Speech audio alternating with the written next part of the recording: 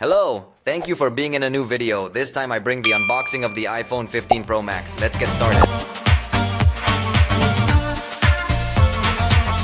I finally have it here with me, but I must tell you a little bad news for the unboxing. I had to open it when I received it because I ordered it through Mercado Libre and I was afraid that the phone was not inside. So they gave me the option to open it in front of them so they could also see if it was inside or not. So that took away the experience of breaking the little band. But since it's exactly the same as the previous boxes, I'm going to give you a clip from the previous box. Ready. Let's continue with this unboxing. Remember that we are talking about the Pro Max model, which in this generation has more differences compared to the last generation, where the two differences were the screen and the battery. So the price of the most basic model is $28,999. The screen shows the price in dollars just to give you an idea, but remember that the prices here are not the same as over there. The Pro model has a less advanced camera, smaller screen and smaller battery, so we got it later to analyze it as well. Now yes, let's get the cell phone out of here.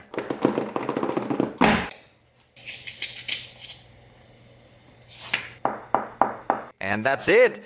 We already have this cell phone in our hands and it definitely feels different from the 14 Pro Max model. In fact, in my search for this device in the stores, I met someone of you who told me that he did not like the feel of it. He felt it was like plastic. Honestly, I don't feel like it's plastic, but it does feel very different from what it felt like on the 14 Pro Max. How about we invite him to come and appear here on the screen? And that's it. Here we have our special guest, the iPhone 14 Pro Max I bought in natural titanium color, which is like the flagship color, although personally I think I prefer how it looks in white, and it is also available in this shade. But notice the difference in the frames, because when they had stainless steel it was completely reflective, and in fact to the touch it also feels like a smoother surface.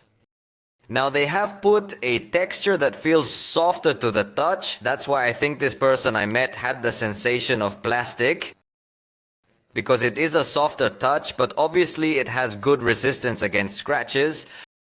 However, if you get to stain considerably in the areas that are near the buttons and it creates a little halo around them, previously anyway it also smudged considerably, it just looks a bit different.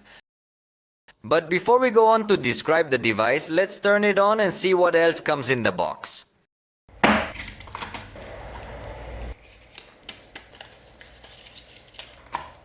Well, we'll have the new USB-C to USB-C cable that Apple has finally adopted.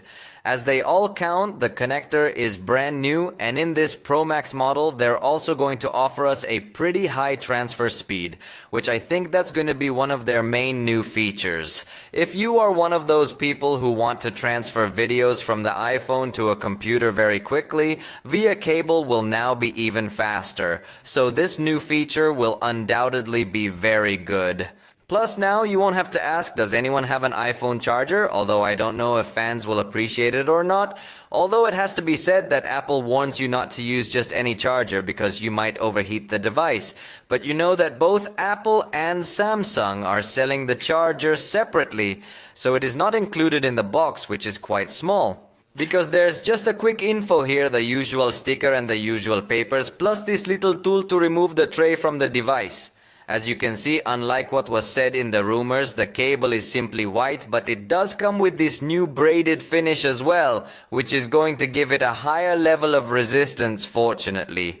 Hopefully it's not going to break so fast. It feels very good quality indeed.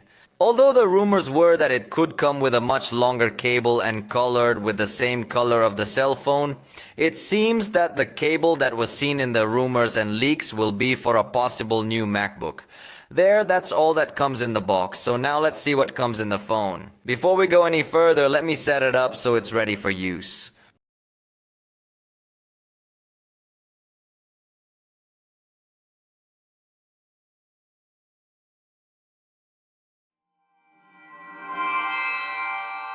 The device is already configured, and the first thing we appreciate is the good use of the front it has. It is really similar to what we saw in the last generation. At this point, I don't know if there is any difference, but it looks very similar. Where we will definitely see something different will be on the left side, because we now have the new action button instead of the switch that we had in past generations. You can basically make it have the same function, or you can choose another function. Although at first glance it looks like it doesn't have as much versatility as I would have liked. So notice how by holding down you can do the same action that we had previously on the Switch. And obviously we do have an optical response through vibration, so you can feel the change. So right off the bat that seems fine to me, but it seems that there is no way to map actions with 2 presses, 3 presses, or a single press. In that sense, I feel that they wasted a lot of what they could achieve with this button. Since if we only perform a single press, notice that it doesn't actually make any change and simply tells me to hold down to make the change. I repeat, this is just a first impression. In case you can do several actions with different types of presses, I will be telling you in the review. But at least initially in the action button, configuration does not seem to allow us to map several actions but only one. That can be turning on the flashlight, accessing the magnifying glass, several things. In fact, you can map your own shortcut, and with this you could, for example, open a specific application or do other quick actions. But I insist that it is only one action that you can map. You can't have 2 taps. Hopefully with an update they will give more versatility to this button. Before we go full on with the specs of this device, let me show you how it looks compared to the Galaxy S23 Ultra. Just in case you're curious, width-wise they are pretty much the same, but Samsung's device is slightly taller, as you may notice, and of course much squarer. We will find a thickness of 8.25 millimeters, and it has a weight of 221 grams. It's a little bit lighter than the last generation thanks to the integration of this new material. So that's an advantage as well. The screen is 6.7 inches in its diagonal. Apple calls it Super Retina XDR. We're basically talking about an OLED panel of excellent quality with a very specific resolution by Apple. 2796 by 1290 pixels, giving you a density of 460. So it is a super detailed screen. Remember that on this model, Apple does offer a 120 Hz display that they call ProMotion. But it's actually an LTPO screen, so that when the device is locked, it's able to show you this always on screen. Even with a wallpaper, something that other Android manufacturers do not do because it remains absolutely everything in black or with a small cover. But Apple seems to be able to do this thanks to the good efficiency that this screen has. And remember that it also has the True Tone feature to have a screen temperature very similar to the ambient temperature. This is one of my favorite features on iPhones. Remember also that this device is IP68 certified, so it can be submerged. And the funny thing is that this IP68 certification is different from what other devices have, even though it has the same name. In this case, it can withstand a maximum depth of 6 meters. So I think it has a very high chance of surviving when it is dropped in water. The front camera is 12 megapixels. Apple calls it true depth because it's also going to have advanced 3D facial recognition. So in that regard, it's very good. And on the back, we have a new photographic system. The main camera is 48 megapixels with f-aperture 1.78. Very good light input, and thanks to the pixel fusion, it can also achieve very good results at night. Then we will find the 12 megapixel ultra-wide angle camera with f-aperture 2.2 and 120 degrees of amplitude. And finally we have the 5x optical zoom telephoto camera with 12 megapixels, f-aperture 2.8. So we have a good light input there, considering it's a zoom camera. Both the main camera and the zoom camera have stabilization inside the sensor, so you have a very good result as well. Although note that it is very curious that Apple also advertises as if it were another camera, this 2x, because it makes a cut in the sensor and maintains optical quality, but I do not think it is a good idea to advertise it as if it were another lens. In fact, the behavior of the camera now is quite strange, because notice how in 1x we have 24 millimeters, in 2x does not tell us how many millimeters, but if we press several times on 1x, notice that it changes until it reaches 35 millimeters, maintaining the same optical quality that would be 1.5x. A behavior, as I say, quite strange by Apple, but basically they are 3 cameras, but Apple knows how to optimize them well, at least in theory, to work as if they were more cameras. But in the full review, I will tell you and show you more details of the photographic results. For now, let's give first impressions here. I took a screenshot before taking the picture just so you can see how good the preview is. Then when viewing the photos, the screen increases its brightness in areas with higher illumination. Then in the camera, perhaps it is a little complicated to view, but really look excellent on this screen. Selfies come out very well, good tones, very natural texture, so in this sense, I like it.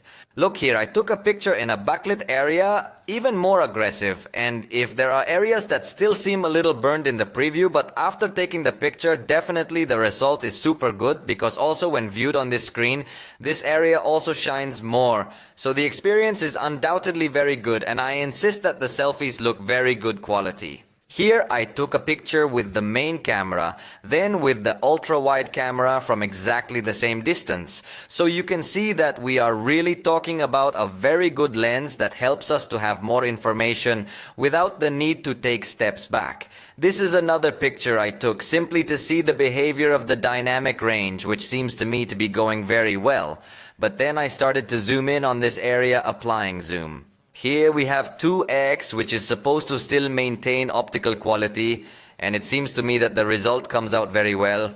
Then I zoomed into 5x, which here we are definitely talking about optical quality, and it looks very good.